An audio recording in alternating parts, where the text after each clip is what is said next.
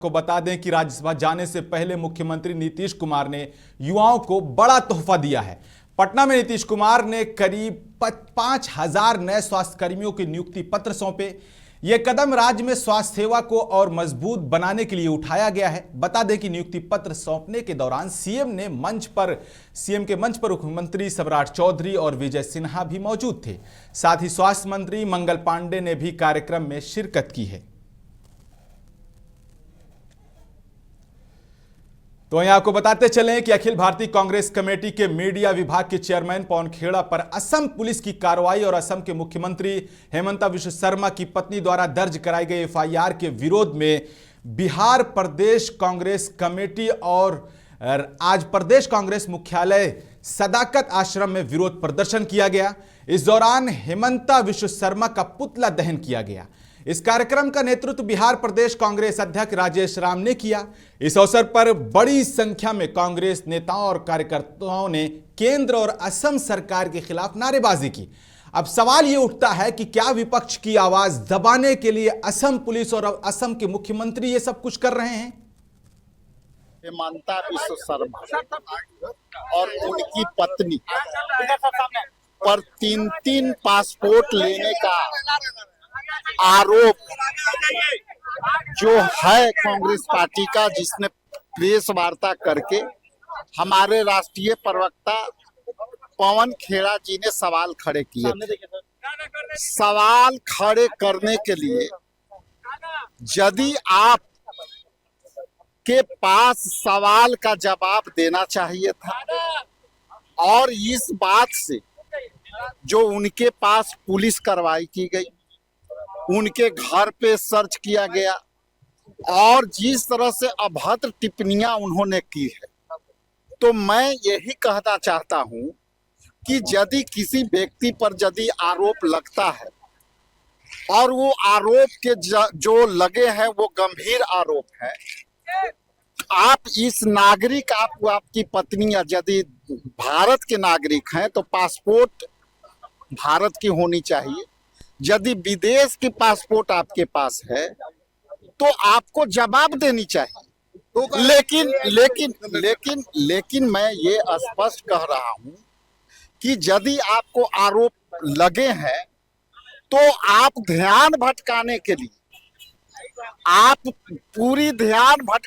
लिए, लोगों को ध्यान भटकाने के लिए उन्होंने पुलिस भेजा, गंदी गंदी गालियां दी और आज उनको असम के अंदर पराजय दिखते हुए ये विशुद्ध रूप से हमारे नेता और प्रवक्ता को डराने का कोशिश हो रहा है।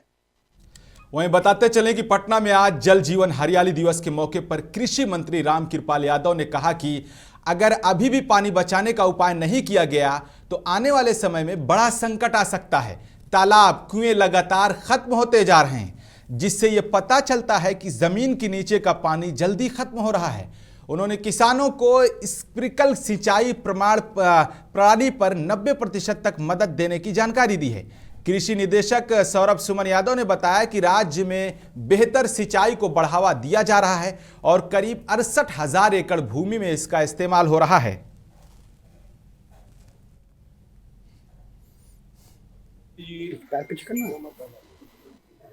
13 जुलाई 2019 में विधानमंडल में विस्तार पूर्वक चर्चा हुआ और जल जीवन हरियाली का एक रूपरेखा तैयार हुआ और 2 अक्टूबर 2019 को गांधी जयंती के अवसर पर यही ज्ञान भवन में इसका अभियान शुरू हुआ था। और इस अभियान का जो मुख्य उद्देश्य है वह है जल का संरक्षण, हरियाली बढ़ाना और पर्यावरण संतुलन बनाए रखना। मैं समझता हूं कि कृषि विभाग इसमें महत्वपूर्ण भूमिका निभाता रहा है। इसके साथ साथ जो ये चुनौती, बड़ी चुनौती है, हमारा विभाग तो प्रयास कर रहा है। मैं उसके अलावे ग्रामीण विकास विभाग, शिक्षा विभाग, नगर विकास एवं आवास विभाग, जल संसाधन विभाग, पर्यावरण, वन और जलवायु परिवर्तन विभाग, ऊर्जा विभाग, सभी लोग मिला करके इसको सफल बनाने का काम करें।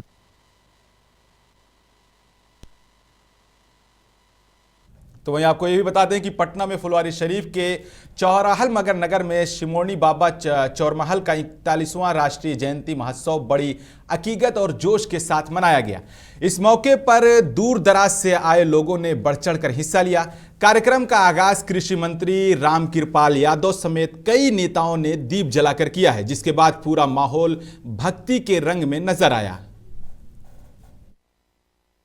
बाबा चौहरमल की जयंती 41वां मनाई जा रही है और हर साल मैं चौहरमल नगर में आता हूँ, बाबा चौहरमल का आशीर्वाद प्राप्त करता हूँ और यहाँ भव्य मेला लगता है। पटना के चारों तरफ से लोग यहाँ आते हैं भारी संख्या में और बाबा चौहरमल का आशीर्वाद लेके जाते हैं। इस कार्यक्रम के अध्यक्ष माननीय दिनेश पासवान जी, देवेंद्र पासवान जी, अन्य सभी जो हमारे खास करीबी मित्रगण हैं, इनको आभार व्यक्त करना चाहता हूं कि इन्होंने बहुत शानदार ढंग से आज इस अवसर पर आज का भव्य कार्यक्रम रखा है और मेला के माध्यम से लोगों को इकट्ठा किया है और बाबा का दर्शन करने का सौभाग्य प्राप्त है।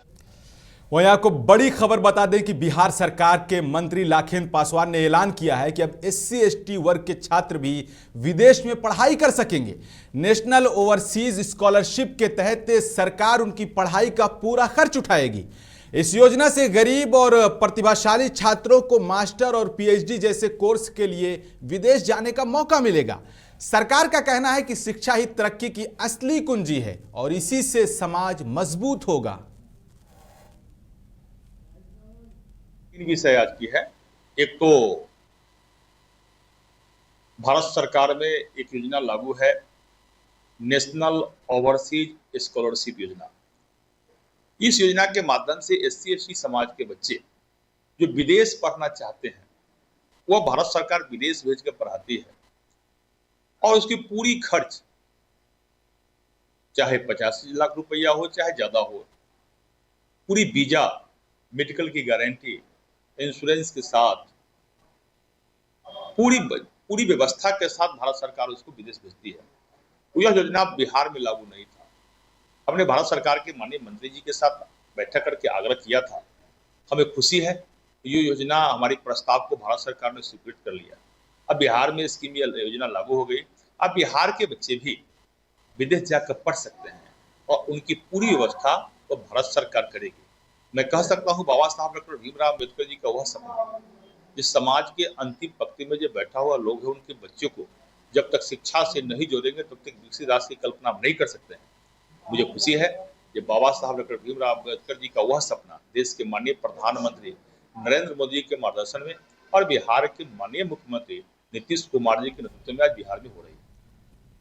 वहीं बताते चलें कि पटना से बड़ी खबर है। खाद्य एवं उपभोक्ता संरक्षण विभाग की प्रेस कॉन्फ्रेंस में मंत्री लेसी सिंह ने बताया कि राज्य में अब तक 36 लाख मीट्रिक टन से ज्यादा धान की खरीद हो चुकी है। किसानों को राहत देते हुए गेहूं और मसूर के MSP में भी बढ़ोतरी की गई है।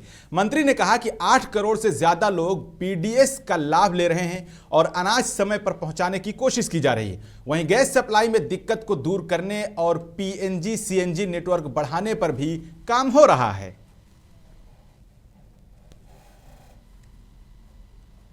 वहीं आपको बड़ी खबर बताते चले कि सुपौल पुलिस ने लापता युवक के मामले में सफल उद्भेदन करते हुए हत्या की गुत्थी सुलझा ली है। इस मामले में पुलिस ने मुख्य आरोपी समेत 2 अभियुक्तों को गिरफ्तार किया है और हत्या में इस्तेमाल हुए हथियार भी बरामद कर लिया है।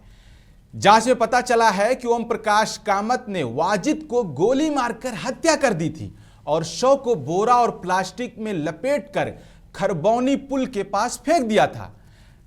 अब पुलिस मामले की आगे की जांच में जुटी है। वहीं सवाल उठता है कि इस तरह की घटनाएं आखिर कब तक बिहार में होती रहेंगी? कब तक बिहार पुलिस और प्रशासन इस तरह की लापरवाही करता रहेगा? पीड़ित परिवार को इंसाफ कब मिलेगा? पीड़ित परिवार लगातार इंसाफ के लिए गुहार लगा रहा है। दिनांक 1 तारीख को पुलिस को सूचना प्राप्त हुई कि चकडुमरिया में एक व्यक्ति का लापता हुआ है, जिसका नाम वाजिद अली है। इस पे इसका संवेदनशीलता को देखते हुए पुलिस के द्वारा एक SIT का गठन किया गया था, जिसका नेतृत्व SDPO सदर के द्वारा किया गया था। टीम के द्वारा लगातार इस पर सूचना संकलन एवं उसका बरामदगी के लिए कोशिश किया जा रहा था। इसी बीच पुलिस को कुछ टेक्निकल साक्ष्य मिला एवं मानवीय इनपुट भी मिला। इसके आधार पर चंदन कुमार नामक एक व्यक्ति को हिरासत में लिया गया और उससे पूछताछ करने पर पूरा कांड का खुलासा हो गया। उसके द्वारा बताया गया कि ओम प्रकाश नामक एक व्यक्ति के द्वारा इसका हत्या कर दिया गया है और पुलिस के द्वारा फिर इसको ओम प्रकाश नामक को कई दिनों से ट्रैक कर रहे थे और आज सुबह जोगबनी नेपाल बॉर्डर से इसको गिरफ्तार कर लिया गया है।